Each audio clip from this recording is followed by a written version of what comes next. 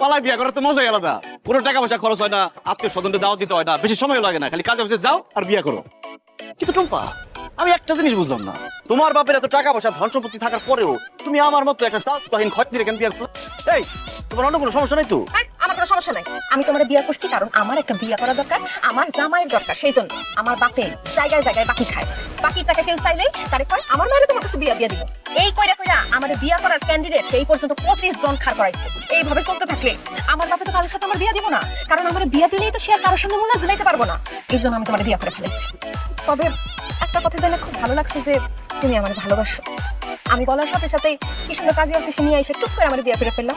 আচ্ছা, আমার কবে থেকে ভালোবাসো তুমি? জি না, আমি তোমার ভালোবাসে বিয়া করিনি।